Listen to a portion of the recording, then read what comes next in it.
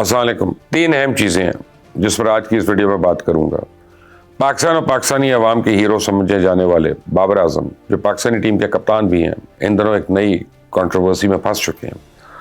خبروں کی زینت بنے ہوئے ہیں. بابر اعظم ہی نہیں بلکہ ان کے کچھ مداح بھی خبروں کی زینت بنے ہوئے ہیں. یہ سارا معاملہ ہے کیا؟ کیوں اس معاملے کو الجھایا جا رہا ہے؟ اس پہ آج اس کی ویڈیو میں تفصیل سے بات کروں گا. اور اس کے ساتھ ہی ایران کے صدر نے پاکستان میں ایک اہم وقت پر اہم دورہ کیا تو امریکہ کی طرف سے اس کا رد عمل بھی آیا. اس دورے میں $10 ارب تک تجارت بڑھانے کی باتیں ہوئی ہیں. کچھ نئے MOUs پہ بھی دستخط ہوئے ہیں. لیکن ایک چیز جو پورے دورے میں مسنگ تھی وہ تھی Pakistan Iran gas pipe line. اس پورے دورے میں مجھے نہیں پتا کہ وہ بات ہوئی ہے کہ نہیں ہوئی تو کیوں نہیں ہوئی. گیس پائپ لائن کا معاملہ کیا اور کیا اتنے اہم دورے پہ یہ چیزیں کیوں زیر بحث نہیں آئیں، اس سے بھی بات کروں گا. لیکن آگے بڑھنے سے پہلے اگر آپ نے یہ چینل سبسکرائب نہیں کیا تو پلیز کر لیجئے گا اور بیل آئیکن کو پریس کرنا مت بھولیے گا. سب سے پہلے کرکٹ کی اگر بات کریں تو ایک نئے مسئلے نے جنم لیا ہے. پچھلے کچھ عرصے سے ہم دیکھتے آ رہے ہیں کہ پاکستانی کرکٹرز اور پاکستانی شوبز انڈسٹری کے درمیان ہلکی پھلکی نوک جھوک چلتی رہتی ہے. گزشتہ دنوں اداکارہ نول سعید نے کسی ٹاک شو میں تھیں تو ان سے پوچھا گیا کہ انہیں کبھی کسی نے پیغام بھجوایا تو انہوں نے ایک کرکٹر کی طرف اشارہ کیا. نام نہیں انہوں نے بتایا کہ کس نے پیغامات بھیجے. اس بعد ایک اور ایکٹریس ہیں، انہوں نے بھی ایک ٹی وی شو میں کہا کہ مجھے بھی کچھ کرکٹرز کے پیغامات ملے ہیں. کس نے بھیجے؟ نام انہوں نے بھی نہیں بتایا. اس بعد ایک ایکٹریس ہیں نازش جہانگیر، کافی مشہور ہیں. ان سے کسی نے ان کے انسٹاگرام اکاؤنٹ پہ سوال کیا کہ اگر آپ کو بابر اعظم رشتہ بھیجیں تو آپ کیا کہیں گی؟ تو اس پہ انہوں نے جواب دیا کہ میں معذرت ہی کر لوں گی. ان کا یہ کہنا تھا کہ ان کے خلاف بابر اعظم کے مداحوں نے ایک محاذ کھڑا کر دیا. ان کے خلاف لمبے لمبے کالم لکھے گئے، ان کے خلاف اپنا میمز بن گئیں کہ آپ نے ایسا کیوں کہا. اب یہ ان کی پبلک پوسٹ پر لوگ نازیبا زبان استعمال کرنے لگے، ان کو پرسنل میسیجز دینے لگے، وہاں پہ دھمکاتے رہے. کسی نے لکھا کہ بابر اعظم کو پتہ ہی نہیں ہوگا کہ یہ بندی ہے کون. کسی نے لکھا یہ مشہور ہونے کا طریقہ ہے، اب آپ اسے شہرت حاصل کرنا چاہتی ہیں. پر نازش جہانگیر نے ایک اور پیغام لکھا، اس میں کہا کہ بابر اعظم کے مداح برا تو مان گئی ہیں، بابر میرے بھائیوں کی طرح ہے اور دوسرے کرکٹرز بھی میری بھائیوں کی طرح ہیں، وہ بھی بھائی ہیں. تو اس کے بعد لوگوں نے مزید طوفان بدتمیزی کھڑا کر دیا. بدتمیزی کے سارے ریکارڈ ٹوٹ گئے، ان کو ڈرایا گیا، دھمکایا گیا. اس کا اثر یہ ہوا کہ نازش جہانگیر صاحبہ نے اپنا وہ انسٹاگرام کا اکاؤنٹ جس پہ 1 ملین سے زیادہ ان کے فالوورز تھے وہ اکاؤنٹ ہی لاک کر دیا. یعنی اب آپ اندازہ کریں کہ پاکستان میں سائبر بولنگ جو ہے وہ اس حد تک بڑھ چکی ہے. ہر مشہور شخصیت کا اپنا ہی ایک کلٹ بن چکا ہے اور یہ ایک ایسا کلٹ ہے کہ اگر آپ اس شخص کو کچھ بھی کہیں گے تو یہ آپ کے پیچھے پڑ جائیں گے. یعنی بابر اعظم پورے پاکستان کی ہیرو ہے اور اس میں کسی کو شک بھی نہیں ہونا چاہیے. لیکن اس کا مطلب یہ تو نہیں ہے کہ اگر کوئی اسے رشتہ کرنے سے انکار کرے تو آپ اس سبب اس کے پیچھے ہی پڑ جائیں. اور رشتہ بھی کیا بلکہ ایک سادہ سا سوال ہے جس کا خود بابر اعظم کو بھی شاید پتہ نہ ہو. تو اسے کچھ دن پہلے ایک اور ایکٹریس ہیں، ان کے خلاف محاذ رائی کی گئی. اب مسئلہ صرف یہ ہے کہ ہمیں اس سے فرق نہیں پڑتا. ہمارے پاس تو 6-7 انچ کی ایک اسمارٹ فون کی اسکرین ہے، یہ ہاتھ میں ہے اور اس کا کی بورڈ ہمارے فنگر ٹپ پہ ہے.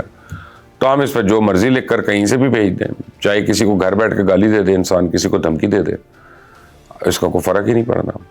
لیکن جس کے ساتھ یہ سب کچھ ہو رہا ہوتا ہے اور لگاتار ہزاروں کی تعداد میں لوگ اس کو بولی کر رہے ہوتے ہیں تو اس کی دماغ، اس کی صحت، اس کے گھر والوں، اس کے رشتے، اس کے پیاروں، سب پہ کیا فرق پڑے گا.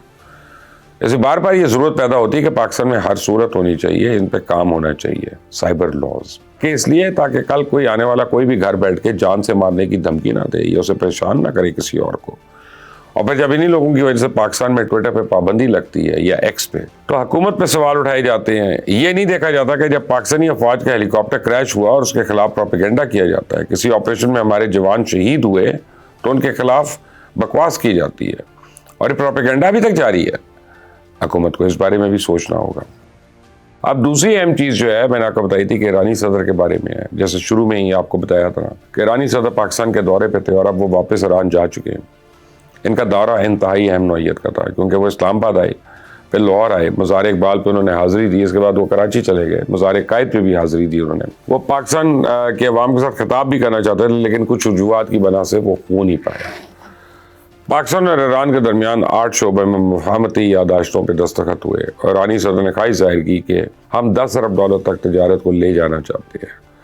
اور یہ دورہ اس حوالے سے بھی کافی اہم تھا کیونکہ اس وقت سب کے سامنے مشرق وسطیٰ میں کشیدگی عروج پہ ہے، خطہ جنگ کی لپیٹ میں، اور پھر کچھ عرصہ پہلے پاکستان اور ایران کے درمیان ایک کشیدہ صورتحال پیدا ہو گئی تھی اور اس کو ختم کرنے کے لیے بھی یہ دورہ انتہائی اہم تھا.